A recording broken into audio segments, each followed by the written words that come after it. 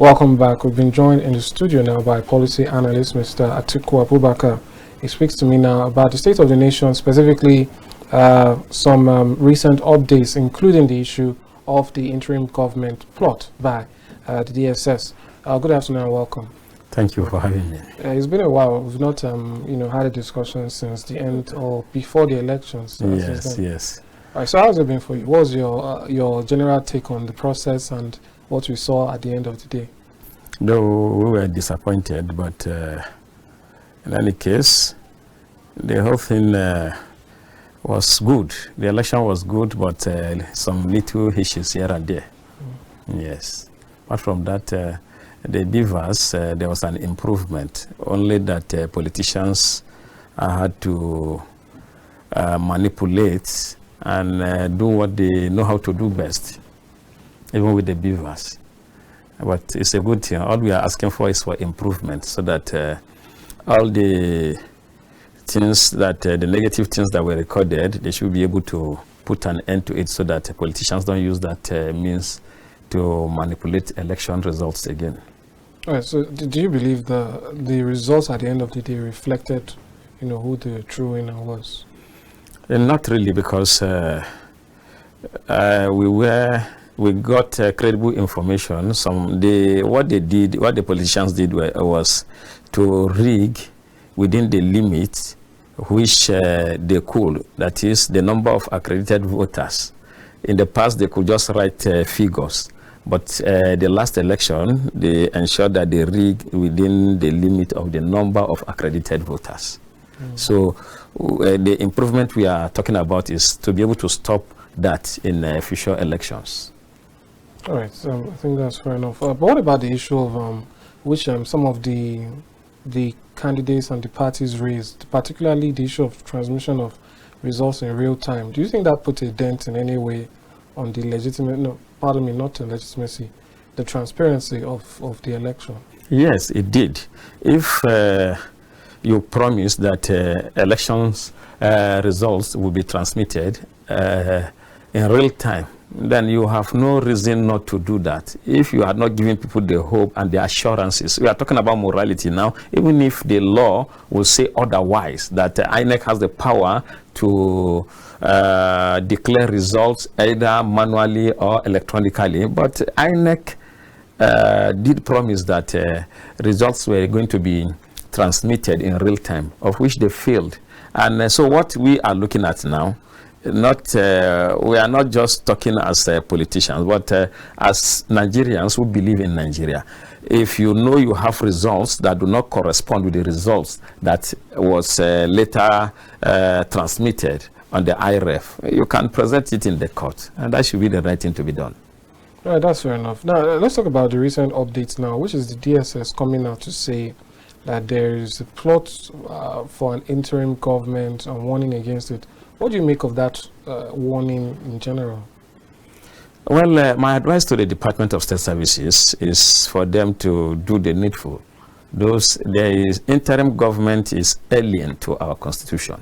I don't know where they got that from. There's a president-elect. Why talk about interim government? I don't think there's any challenge where anybody in his right senses can talk about interim government. I am a PDP member.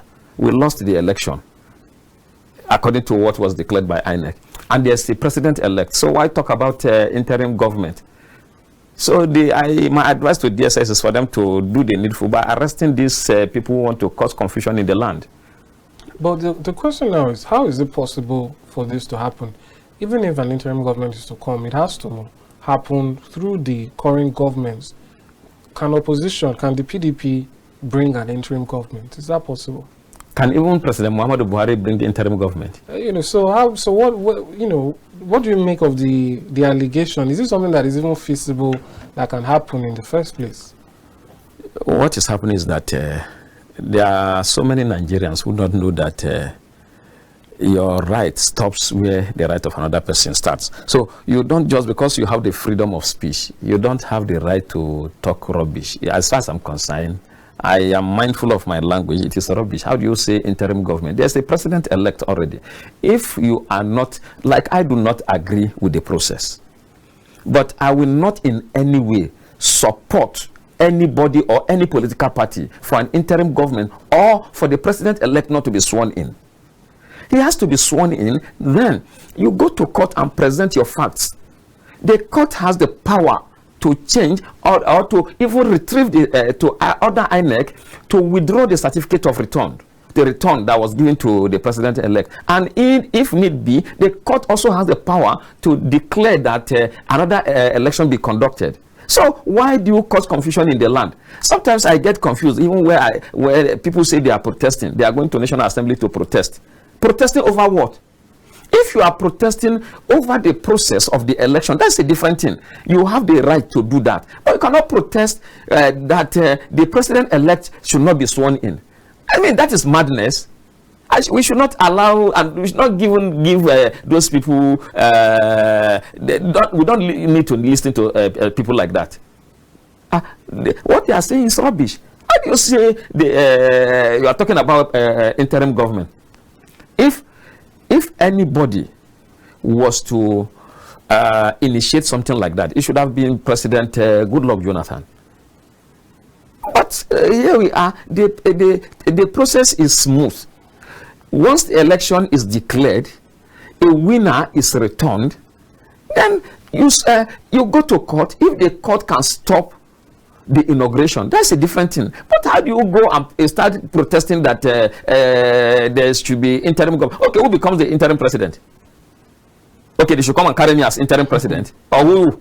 Okay, how will I agree? Even though I don't agree with the process of the election, but it's still, yes, I'll still be comfortable for the president-elect to be sworn in. So, okay, who do they want as president-elect now? As president now, as the interim president? That will be another confusion in the land again. I think I will advise the Director General of the Department of State Services here. Why I am confident about him is just one quality which he has and which most Nigerians lack, is that he is not only consistent, he doesn't take bribe. This might sound people don't know that why most of these our leaders fail is because of their love for material things. But the DGDSS is not like that. What about people who feel the statement and everything involved is, the party in power using state resources and state institutions to, carry out their own personal agenda? They're saying that, because if you should take a look at what's happening now, multiple APC members, representatives, and so on are speaking, and they're saying that we will not allow interim government. Anybody who wants to bring it, like there's this impression of an enemy has been created, and now they are fighting that enemy. And people say, take for instance, in that statement, there's the use of a word, a phrase. The DSS says that some persons want to use frivolous judgments, or so to speak, or gotten from the courts. That's one government agency berating the third arm of government, the judiciary, that you can just go in and get frivolous judgments and then turn the country upside down. So people are wondering, is the DSS and the manner in which they speak, isn't it partisan or leaning towards a particular party, the one in power? The DSS is not partisan. The DSS is a professional organization. This is because what they are doing is that they have enough information, and they also know that which you and I will also know that there are some corrupt judges. So they know that some judges can give some judgment that can cause confusion in the land. So because of that, they are giving warning now, and they are also doing the needful so as to ensure that the country does not derail. That's what they are doing. They are being professional. They are doing. It's not that it's not executive versus the judiciary. No, there are some elements in the judiciary. We have always said that. Of course, Nigerians believe that there are some elements in the judiciary that are corrupt. Even in the past, the DSS arrested some judges, and I think they were prosecuted. I can't remember how the story ended again, but they did arrest some judges, because these are the elements they are talking about. They do not want these elements to derail the country, and that is why they are coming out now to warn. Not only warning, they will go forward that to do what is needful. All right, that's fair enough. We'll see how how that progresses. Now let's take it to the PDP. the recent issue of the suspension of the national chairman. What's your take on that? Do you think this is the way to go at this time? No, it is. The national chairman was not suspended by the National Working Committee. There was a court case and a court order, and the PDP, based on the advice from the legal department of the People's Democratic Party, the National Working Committee sat and decided collectively with the national chairman that he should step aside and pursue his court case. And if he gets the judgment, he comes back as national chairman. That was just what happened. It's not that there's any crisis. There was his ward officials did suspend him. And it happened during Oshomole too. And that was how Oshomole left unceremoniously. So this one, he's pursuing the case now in the court. So let's talk about the political aspect to this. We all know this, a lot of this started from as early as primaries, some people say even before. There was a movement, a body, the G5 governors, who called for the removal of Ayu as the national chairman for the sake of representation. And, for the most part, the party stood by the national chairman and went through the elections with him. And, now that they've lost, those cries are still not over. Governor Wike, in an interview the other day, said that he's fully behind, the actions to remove the chairman, saying a whole lot. What do you make of, in hindsight, how do you gauge this whole scenario? Do you think maybe at the time, the PDP should have, just found a way to accommodate the G5 and, yield to their demands? Because at the end of the day, those 5 states, if I'm not mistaken, ended up going to opposition. And I'm not sure the PDP was able to get 25% in more than 2 of them, if they got in any. Abia, Enugu, Oyo, Rivers, they all went to the opposition, Benue. So it really cost the PDP at the end of the day. In hindsight, how do you think it should have gone? I think the leadership of our party, the PDP, made a fundamental mistake, including the presidential candidate, Alhaji Atiku Abubakar. And that has cost us the election. Even though I still believe that Governor Wike went too far, but they should have been accommodated. And the demands were not too frivolous that the PDP would have found it difficult to accommodate them. Why leave 5 governors? That is the major. If you look at the margin between the APC candidate, the president-elect, and the PDP candidate, you will find out that the margin is not much. So if Wike and all of these governors were in PDP, worked for PDP, PDP would have won the election. Just before coming here, I did say in one of our groups, because I finished from A.B. Uzaria, and including Dino Melai, I said in the group, he is in the group, I said, PDP, Atiku lost election because of your action. Because how do you see, people have values. No, even if you are a madman, you have political value in politics. You have value, either nuisance value, or even if you are a charlatan. So take for example, you have a Dino Melaye in PDP. So he can tackle FFK in APC. These are people, these are birds of same feather. That's why you will need a Dino Melaye. But His Excellency Alhaji Atiku Abubakar made a fundamental mistake by always taking Dino to be his side. Dino is not a great thinker. You only need Dino for nuisance value. When there's a need, when there's another political dog from another political party that you need to release your own political dog, then you release Dino. He was a senator. It doesn't matter. Idiots, criminals, rapists can go to Senate. It doesn't matter that you are a senator, a minister of the Federal Republic of Nigeria does not in any way show that you are a man of honor. But you need to understand that. No, they are not honorables. How many of them? You have few honorables. You have charlatans and wayward people, even as ministers, as senators, as House of Reps members. We know them. I have people, I have friends who were cultists when in our days in NANS, who are in National Assembly. So we know them. I am a politician. I am telling you, I was in mathematics department. Dino was in geography department. The department is not far. So we know all of these people. So if I ask you now, if Dino comes to your house and say he should give you, he wants to marry your sister, will you agree?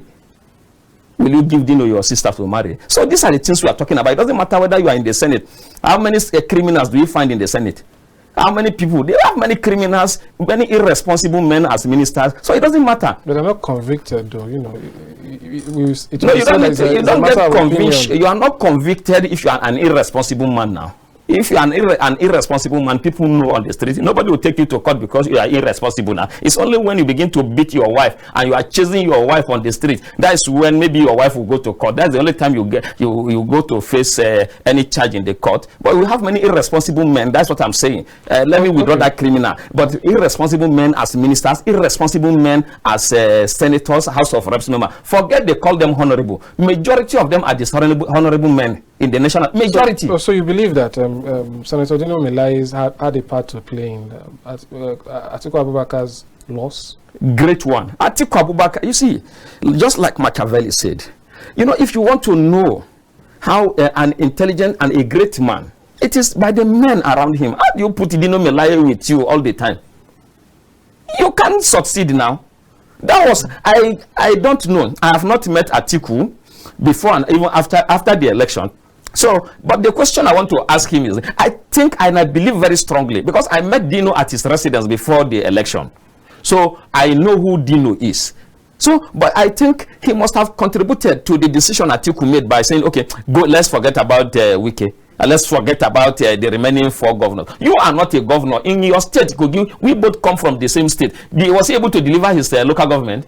He could not. You don't have electoral value. It's not to come on air or you come and you are campaign. Okay, look how childish he made the presidential campaign. He will be falling down. Look at how he was talking to the wife of the president-elect when both of them were in the Senate. So this is the kind of man you are talking about that is close to a presidential candidate. Some reasonable men who wanted to vote Atiku will feel that, can this one be a good president if you have somebody like Dino close to you? Because it is the people that are close to you that will become your aides or your advisor when you get elected.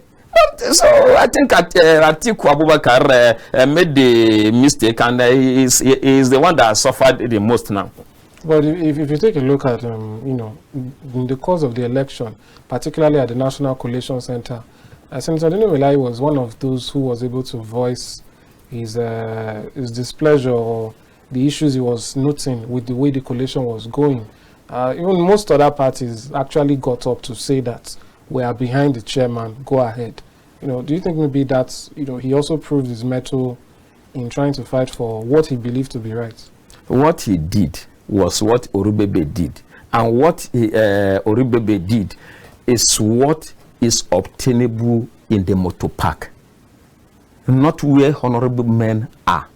If you remember, there was a Right Honorable Emeka Ihodia, who was also an agent of PDP, but did he behave like Dino? That is an honorable man. That is how you know. It's not because he is he was in the National Assembly that I say is a honorable man. It is not because he was governor of Imo State. There are some irresponsible men that have become governor that I can't call them honorable. I am calling him honorable because he displayed that he is an honorable man. He was not satisfied with the outcome of the election. But play the video again and see how he behaved, how he addressed the INEC chairman, and how Dino addressed. The truth of the matter is that Dino will do well if you are contesting to be chairman of a motor park. That's the fact. That's why I tell you that people have their areas where they are good. So if you are contesting to be a chairman of a motor park, then you need Dino. And if the way Atiku brought Emeka Ihodia, it should have only Emeka Ihodia that will be there. So it's not that you come and you display some attitude. That is when you are proving a point. No, you can talk as a responsible man. If you are responsible, then you can also prove your point. That's what we are saying. It's not that display, that Orubebe style that we want. All right. You know, just to round off, we're almost out of time now. what is the way forward for the PDP? We have now the person you mentioned, Meka Ejedua, has actually withdrawn from the Imo State governorship election primary. Someone who was touted to be one of those who could, take back the state for PDP. We still have, the G5. Governor Wike is still going strong. The court cases and so on and so forth. It seems like everything is not settled, and then also the issue of IU. So, what's the way forward for PDP to regain itself and start to prepare, perhaps for the next 4 years?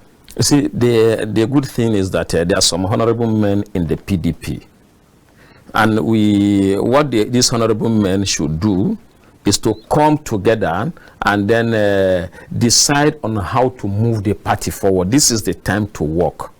I know people in the PDP who have the capacity to do all of these things, especially some of these former governors. They need to come together, and then even though the election has been lost, but it's not the end of it, we can still win elections in the future. Bring everybody on board. Listen to their grievances. You cannot say they are nobody. If you, okay, now, how can you do with Wike? Of course, having come second in the presidential primaries, he needed to be put into consideration and see how he was able to move some governors to his side. So this thing, we just have to forgive the actions of some persons and move forward, and that is how life is generally. All right, thank you so much, Mr. Atiku Abubakar, for coming. Thanks for your analysis. It's always great to have you. Thank you very much. All right, that's all we'll take on this segment. We'll go on a break and bring you more updates. When we return, we'll go straight into the second portion of the discussion. We'll be right back. Stay with us.